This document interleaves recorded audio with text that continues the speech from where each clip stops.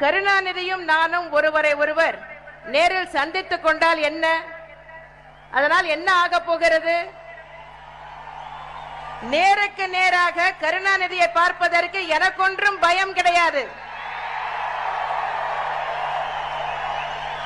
ஆனால் நேருக்கு நேர் என்னை சந்திப்பதற்கு கருணாநிதி தான் பயப்படுகிறார். அஞ்சுவது யாதொன்றும் இல்லை, அஞ்ச வருவதும் இல்லை. இதுதான் எனக்கு மிகவும் பிடித்த பொன்மொழி. சோதனை வரும்போதெல்லாம், துன்பமும் துயரமும் வரும்போதெல்லாம் அதற்கு அஞ்சாமல் சுடர் முகம் ஏந்தும் உங்களை போன்ற உடன்பிறப்புகளை பெற்றதால் தான் எனக்கு வாழ்க்கையில் அஞ்சுவது யாதொன்றும் இல்லை, அஞ்ச வருவதும் இல்லை. நம்மை அச்சப்படுத்தக்கூடிய சக்தி யாருக்கு இருக்கிறது? நம்மை அச்சப்படுத்தக்கூடியவர்கள் இனிமேல் தான் பிறந்து வர வேண்டும். இப்போது அப்படி யாரும் இல்லை.